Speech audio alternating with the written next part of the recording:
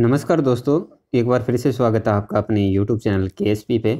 देखिए दोस्तों, अपने प्रकाश का परावर्तन कक्षा 7 का अध्याय 14 पढ़ रहे हैं, जिसमें अपने समतल दर्पण से परावर्तन है इस तक के टॉपिक पढ़ लिए हैं और इसकी वीडियो मैंने पहले अपलोड कर दी थी।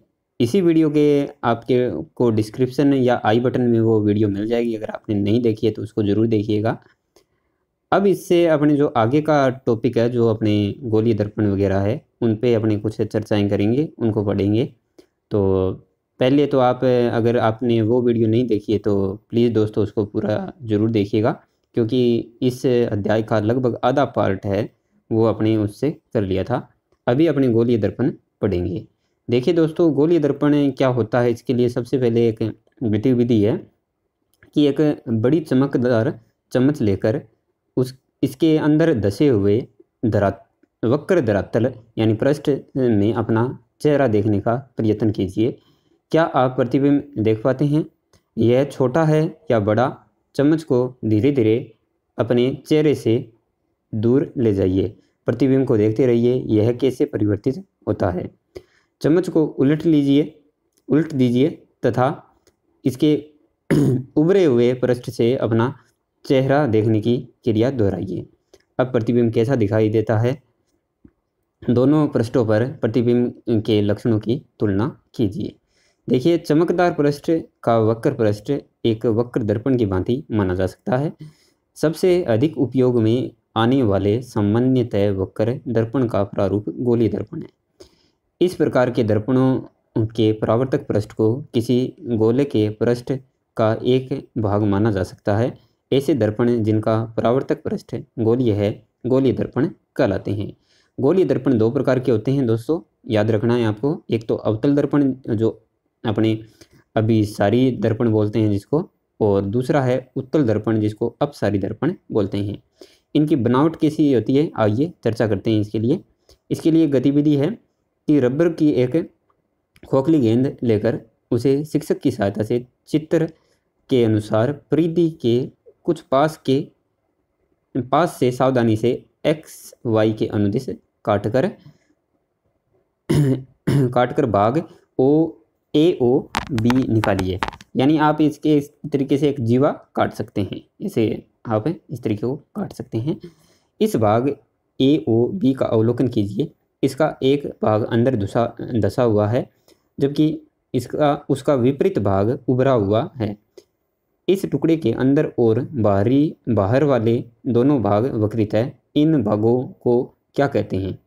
यानी किसी वक्र धरातल के उभरे हुए तल को उत्तल कहते हैं तथा अंदर धसे हुए तल को अवतल कहते हैं। यदि यही क्रिया कांच के पारदर्शी खोखले गोले के साथ की जाए तो उससे कांच की पारदर्शी वक्रित भाग प्राप्त होता है, जिसके दो विपरीत तलों में एक उत्तल व एक अवतल होगा। जिस गोलीय दर्पण का बाहर की ओर वक्रित पृष्ठ परावर्तक के रूप में कार्य करता है उसे उत्तल दर्पण कहते हैं। वह गोलीय दर्पण जिसका अंदर की ओर अर्थात गोले के केंद्र की ओर वक्रित पृष्ठ परावर्तक के रूप में कार्य करता है अवतल दर्पण कहलाता है। ये दोस्तों गोलीय दर्पण का आरेख, ये निरूपण है, इसको भी आप अच्छे से अपने नोट्सों में नोट कीजिएगा। ये वक्रता केंद्र दर्शा रखा C, ये इसकी जो त्रिज्या R है वो दर्शा रखी है। और ये देखिए इधर वाला जो है, इसमें देखिए अवतल दर्पण है और ये उत्तल दर्पण है। इसको आप नोट कर लीजिएगा। और क्या क्या है इसमें वो अभी अपने पढ़ रहे हैं। अतः हम कह सकते हैं कि गोलीय दर्पण का परावर्तक पृष्ठ अंदर की ओर या बाहर की ओर वक्रित हो सकता है। इन दर्पणों का आरेखीय निरूपण चित्र 14.10b में किया गया है। इन चित्रों में दर्पणों का पीछे का भाग छायांकित है। अब आप समझ सकते हैं कि चम्मच का अंदर की ओर वक्रित पृष्ठ लगभग अवतल दर्पण जैसा है तथा चम्मच का बाहर की ओर उभरा हुआ पृष्ठ लगभग उत्तल दर्पण जैसा है। तो आप एक चम्मच लेके भी इस गतिविधि को समझ सकते हैं। गोलीय दर्पण का परावर्तक पृष्ठ एक गोले का भाग होता है। इस गोले का केंद्र C गोलीय दर्पण का वक्रता केंद्र कहलाता है। गोलीय दर्पण के परावर्तक पृष्ठ के केंद्र O को दर्पण का ध्रुव कहते हैं। गोलीय दर्पण का परावर्तक पृष्ठ जिस गोले का भाग है उसकी त्रिज्या r दर्पण की वक्रता त्रिज्या कहलाती है। चित्र 14.10 ब में इसे OC से दर्शाया गया है और ध्रुव O तथा वक्रता केंद्र C को जोड़ने वाली रेखा को दर्पण की मुख्य अक्ष कहते हैं। ये देखिए दोस्तों, आप चित्र में देख सकते हैं, ये जो है इसकी वक्रता केंद्र और मुख्य अक्ष इस चित्र से आप देख सकते हैं। अब देखिए, अवतल दर्पण अभिसारी होता है, तो ये भी आपको अच्छे से नोट करना है कि अवतल दर्पण को अभिसारी दर्पण क्यों कहते हैं, इस पर चर्चा करते हैं अपने। इसके लिए देखिए गतिविधि है। एक अवतल दर्पण को अपने हाथ में पकड़िए तथा इसके परावर्तक पृष्ठ को सूर्य की ओर कीजिए। दर्पण द्वारा परावर्तित प्रकाश को दर्पण के पास रखी एक काले रंग के कागज की शीट पर डालिए। कागज की शीट को धीरे धीरे तब तक आगे पीछे कीजिए जब तक कि आपको कागज की शीट पर प्रकाश का एक चमकीला तीक्ष्ण बिंदु प्राप्त न हो जाए। दर्पण तथा कागज को कुछ मिनट के लिए उसी स्थिति में पकड़े रखिए। आप क्या देखते हैं, पहले कागज से धुआं उठने लगता है, अंततः यह आग भी पकड़ सकता है। यह क्यों जलता है, इसकी भी चर्चा करेंगे दोस्तों अपने। देखिए, चेतावनी है इसके लिए पहले कि सूर्य की ओर या दर्पण द्वारा परावर्तित सूर्य के प्रकाश की ओर कभी भी सीधे मत देखिए, इससे आपकी आंखें हैं वो क्षतिग्रस्त हो सकती है। तो ये आपको ध्यान रखना है दोस्तों। सूर्य से आने वाला प्रकाश की एक दूसरे के समांतर आने वाली किरणों को अवतल दर्पण एक तीक्ष्ण चमकीले बिंदु के रूप में अभिसारित या अभिकेंद्रित करता है।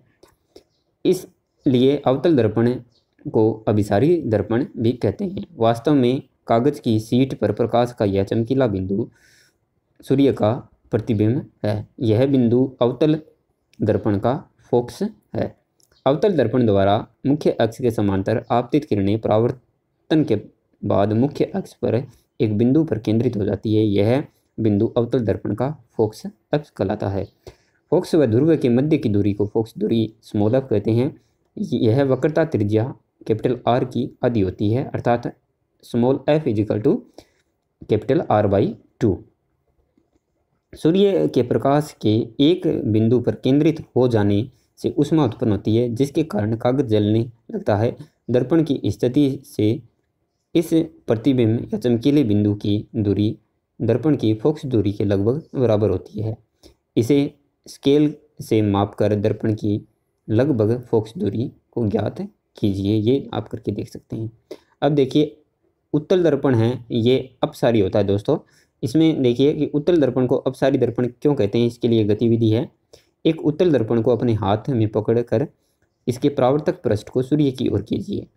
दर्पण द्वारा परावर्तित प्रकाश को दर्पण के पास रखी एक काले रंग के कागज की शीट पर डालिए। कागज की शीट को धीरे धीरे आगे पीछे कीजिए। क्या आपको कागज की शीट पर प्रकाश का एक चमकीला तीक्ष्ण बिंदु प्राप्त होता है? उत्तल दर्पण एक दूसरे के समांतर आने वाली किरणों को अभिकेंद्रित नहीं कर पाता है, बल्कि फैला देता है, यानी अपसारित करता है। इसलिए उत्तल दर्पण को अपसारी दर्पण भी कहते हैं।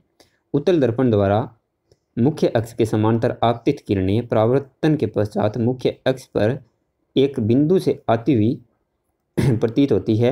यह बिंदु उत्तल दर्पण का फोकस कहलाता है। अवतल दर्पण से प्रतिबिंब किस प्रकार बनता है, आओ करके देखें। एक अवतल दर्पण लीजिए। उस दर्पण से एक कागज पर सूर्य के प्रकाश को डालकर चमकीला बिंदु प्राप्त कीजिए। वास्तव में यह सूर्य का प्रतिबिंब है। यह अत्यंत छोटा, वास्तविक तथा उल्टा है। दर्पण से इस प्रतिबिंब की दूरी मापकर अवतल दर्पण की लगभग फोकस दूरी ज्ञात कीजिए। मेज पर चौक से एक बिंदु O बनाइए। इस बिंदु पर अवतल दर्पण को एक स्टैंड पर रखिए। स्टैंड को रेखा पर इस प्रकार रखिए कि दर्पण का ध्रुव इस बिंदु O पर स्थित हो। इसके सामने फोकस दूरी के बराबर दूरी पर एक बिंदु कैपिटल F लगाइए तथा इससे दुगनी दूरी पर एक बिंदु C लगाइए। अब एक जलती हुई मोमबत्ती को इससे थोड़ी दूरी पर रखिए। लगभग 15 सेंटीमीटर लंबी एवं 10 सेंटीमीटर चौड़ी गत्ते की शीट पर एक सफ़ेद कागज चिपकाइए। यह एक पर्दे का कार्य करेगा। इसको दर्पण के सामने आगे पीछे तब तक खिसकाइए जब तक कि आपको इस पर मोमबत्ती की लो का तीक्ष्ण तथा चमकीला बिंदु प्राप्त न हो जाए। प्रतिबिंब को ध्यानपूर्वक देखिए, यह उल्टा तथा छोटा होता है। फोकस कैपिटल F एवं वक्रता केंद्र C के मध्य बनेगा। तो ये दोस्तों गतिविधि है, ये चित्र में दर्शा रखी है। इस क्रियाकलाप को मोमबत्ती की विभिन्न स्थितियों के लिए दोहराइए तथा अपने परीक्षणों को नोट कर आगे दी गई सारणी 14.3 में लिखिए।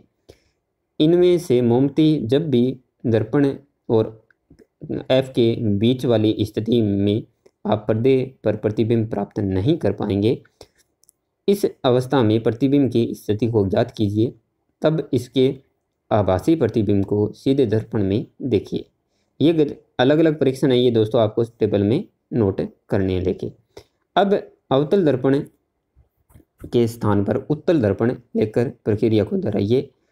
आप पाएंगे कि उत्तल दर्पण से पर्दे पर प्रतिबिंब नहीं बनता है।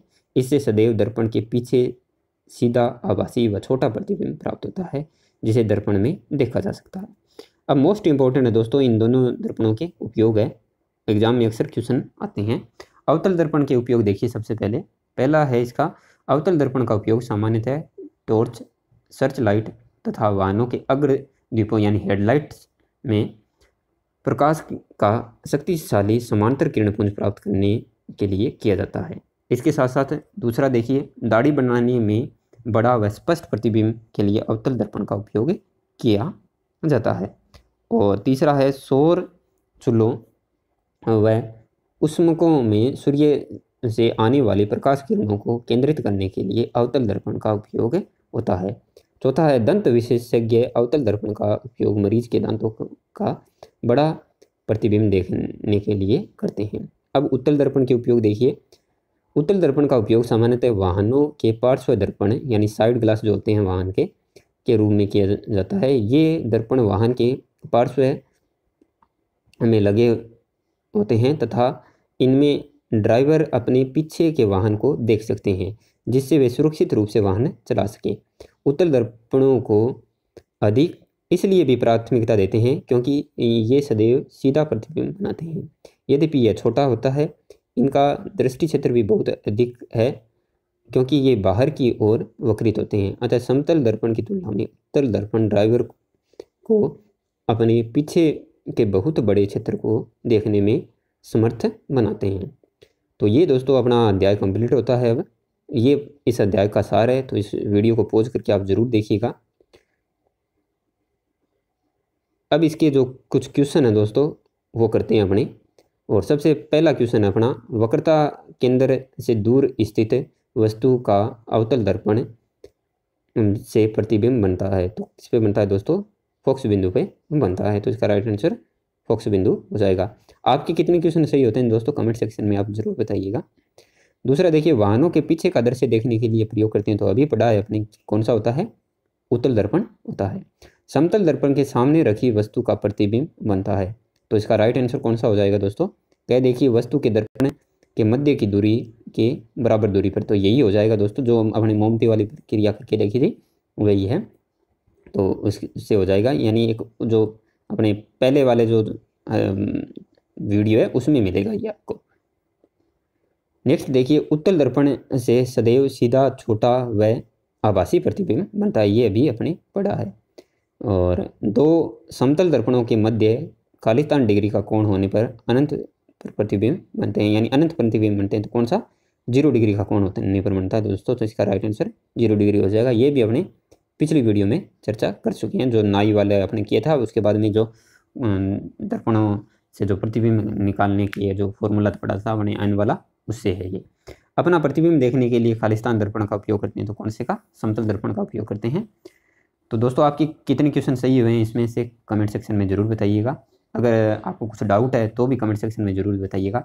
और ये जो वीडियो है दोस्तों अगर आपके पसंद आई है तो इसको लाइक और शेयर कीजिएगा, एक पॉजिटिव कमेंट दीजिएगा।